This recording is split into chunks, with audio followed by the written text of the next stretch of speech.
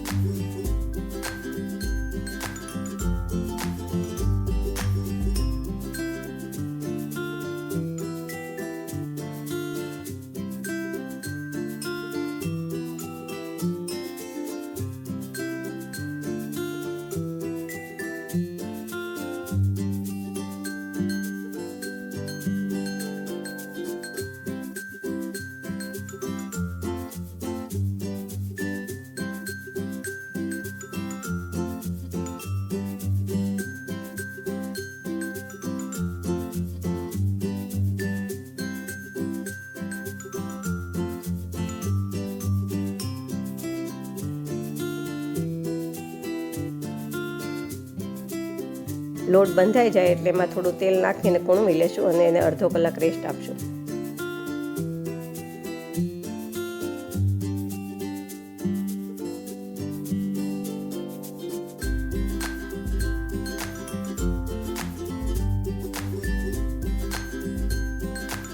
હવે પરોઠાના સ્ટફિંગ માટે મેં 1 વાટકી ગાજર, 1 વાટકી ડુંગળી, 1 કેપ્સિકમ, 1 વાટકી કોબી અને 1 વાટકી કોથમીર લીધા છે.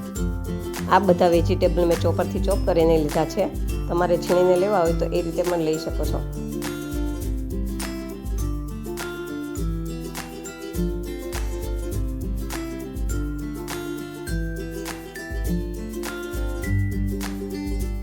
હવે બધા વેજીટેબલ સારી રીતે મિક્સ કરી લેશું. પછી તેમાં 1 ચમચી આમચૂર પાવડર, 1 ચમચી ચાટ મસાલો, 1 ચમચી ગરમ મસાલો, 1 ચમચી ચીલી ફ્લેક્સ અને 1 ચમચી મરી પાવડર વેજીટેબલમાં નાખી દઈશું.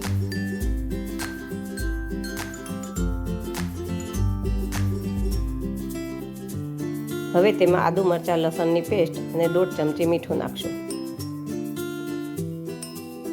હવે પનીર ખમણીને નાખશું.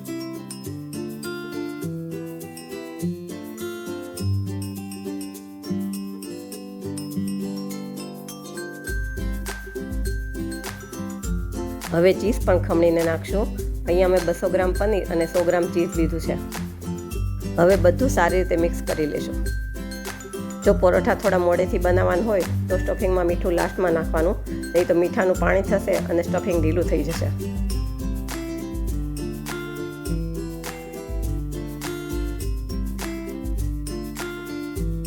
હવે પરોઠાનો લોટ સેટ થઈ ગયો છે તો ફરીવાર થોડું કૂણવી અને લોટના લુવા કરી લેશું.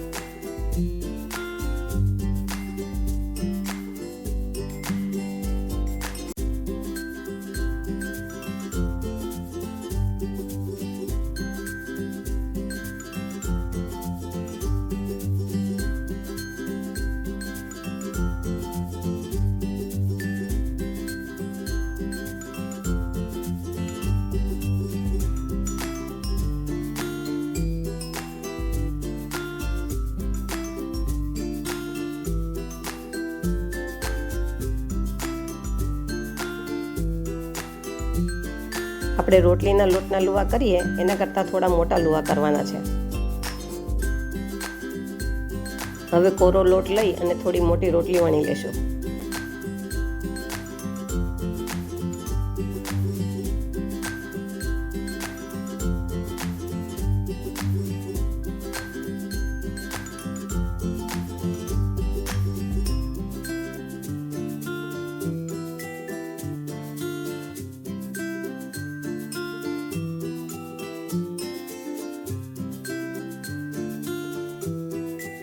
પછી સ્ટફિંગને રોટલીમાં મૂકી ચોરસ પાથરી દેશું અને આ રીતે ચારેય બાજુથી સ્ક્વેર શેપમાં વાળી દેશું.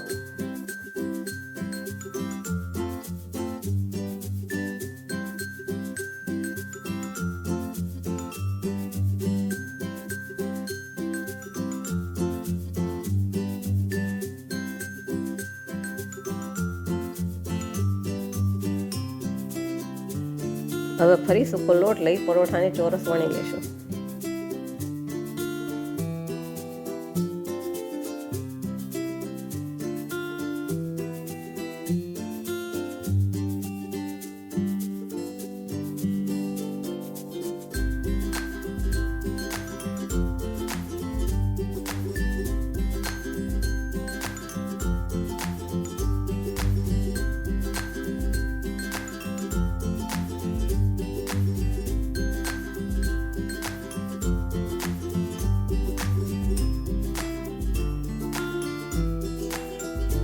મેં અહીંયા લોઢી પહેલેથી જ ગરમ કરવા મૂકી દીધી હતી. તો હવે પરોઠાને બંને બાજુથી તેલ લગાવી આછા બ્રાઉન કલરના થાય ત્યાં સુધી શેકી લેશું.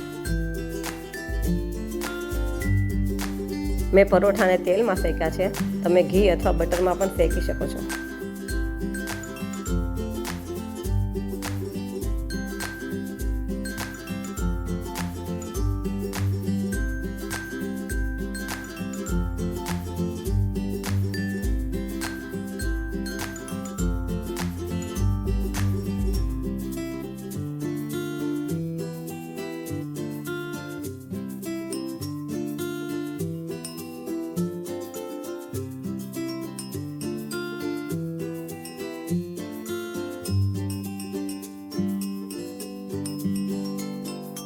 આવી જ રીતે બધા પરોઠા તૈયાર કરી લેશું.